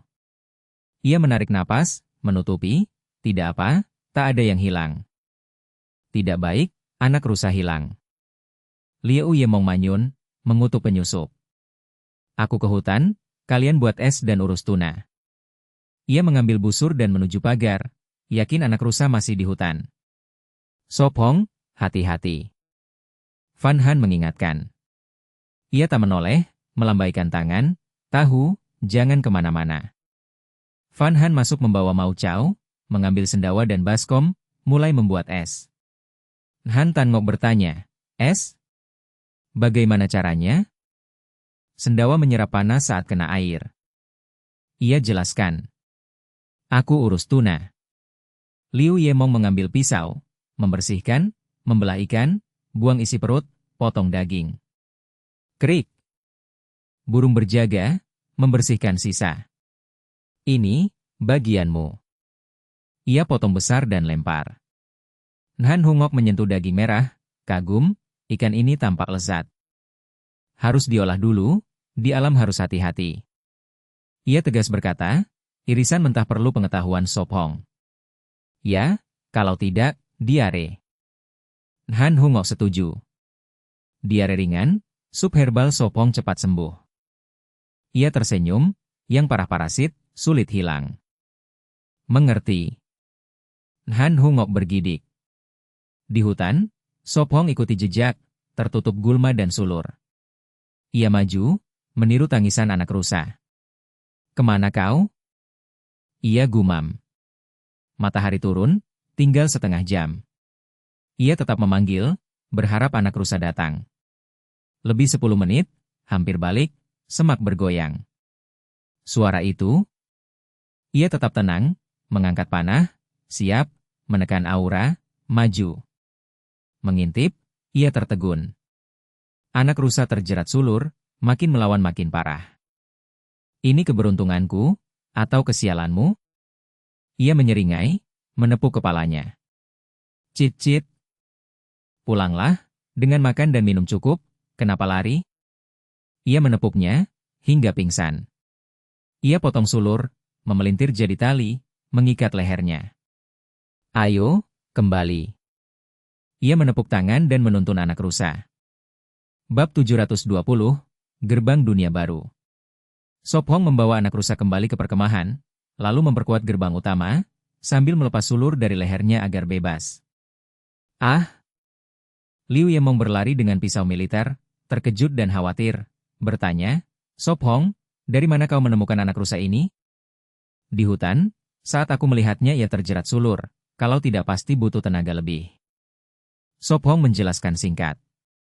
Kupikir sudah dicuri, sekarang menemukannya, itu bagus. Liu Yemong menghela napas lega, kesedihannya hilang, wajahnya kembali bersinar dengan senyum cerah. HMPH, meski begitu, jangan biarkan aku tahu siapa yang berani masuk, atau akan kupatahkan kakinya. Liu Yemong mendengus bangga, kembali ke sungai dengan pisau untuk mengurus tuna. Sop Hong tertawa dan menggeleng, juga penasaran siapa yang masuk, tapi sayang tidak mendapat informasi berharga. Ia mencuci tangan di sungai, lalu naik ke atas, mencari ramuan di rak kayu, bersiap mengolah irisan ikan mentah. Sop Hong mencuci ramuan, lalu menumbuknya untuk mengambil sari. Fan Han sibuk di dapur, 2 tungku menyala, makan malam-malam ini pasti mewah. Sop Hong, kamu menyuruhku membawa irisan ikan mentah ini untukmu. Han Hungok membuka pintu NK Box. Sop Hong tersenyum. Baik, taruh saja di meja kayu, nanti aku urus. Baik. Han Hungok menjawab jernih, meletakkan mangkuk keramik berisi ikan mentah di meja. Sop Hong melirik lalu bertanya, ada apa? Ada yang salah?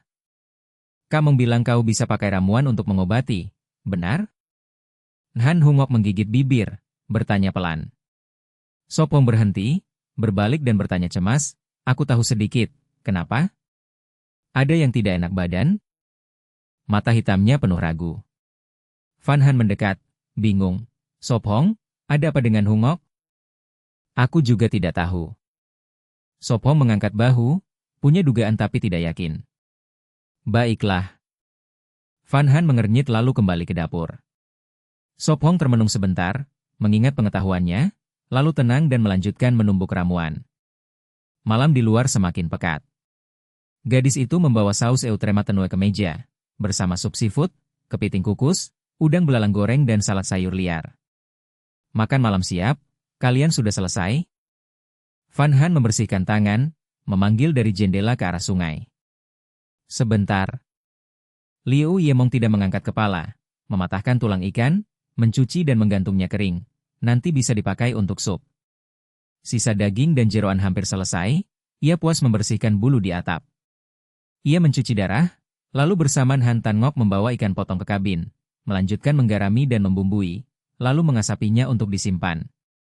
Kau sudah bekerja keras, duduklah. Van Han meletakkan mangkuk ikan ke samping. Tidak susah. Han Tan Ngok menjawab. Wah. Liu Yemong mendekati meja, mata berbinar, berseru, sangat mewah. Jangan berdiri diam.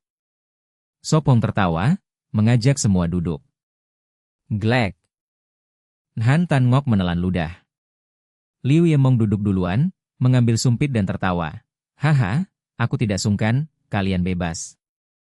Ia mengambil sepotong perut tuna, mencelup ke saus Eutrematenue, memasukkannya ke mulut, mengunyah, wajahnya menunjukkan puas. Lezat, meleleh di mulut, sungguh luar biasa, aku harus ambil lagi. Liu Yemong memuji dan mengambil lagi. Hungok, Tan Ngok, kalian juga coba, lihat bisa terbiasa makan ikan mentah atau tidak. Van Han mendesak lembut. Baik. Han Tan Ngok menjawab, mengambil irisan ikan mentah, mencelup sedikit, membawanya ke mulut, ragu, lalu memakannya. Ia mengunyah 2 kali, hidungnya perih membuatnya meneteskan air mata, lalu menikmati rasa tuna. Jangan celup terlalu banyak saus, tidak sekuat mustard, tapi tetap pedas kalau kebanyakan. Doan-doan mengingatkan. Baik. Pipin Han Tan Ngok memerah, ia mengangguk dan menelan ikan. Bagaimana, terbiasa? Van Han menuangkan air hangat di sampingnya, berjaga kalau ia perlu berkumur. Han Tan Ngok menjilat bibir, mata berbinar, rasa baru, ternyata tidak buruk. Bagus, Hungok, kenapa tidak coba? Van Han menghela napas lega, menoleh. Enak sekali. Han Tan Ngok mengelus kepala adiknya. Tersenyum. Seleraku berbeda dengan kakak. Han Hungok berkata polos, lalu hati-hati mencelup sedikit saus, memasukkannya ke mulut. Ia mengernyit, bibir tertutup, tidak berani mengunyah. Kalau tidak suka jangan paksa, minum sedikit air. Sop Hong tertawa, memang ikan mentah bukan untuk semua orang. Han Tan Ngok menasihati lembut, jangan memaksa. Tapi hasilnya berbeda, adiknya melonggarkan dahi, wajahnya menunjukkan takjub seakan membuka dunia baru. Han Hungok menelan tuna, tak tahan memuji. Ini ikan mentah? NK Terlalu enak.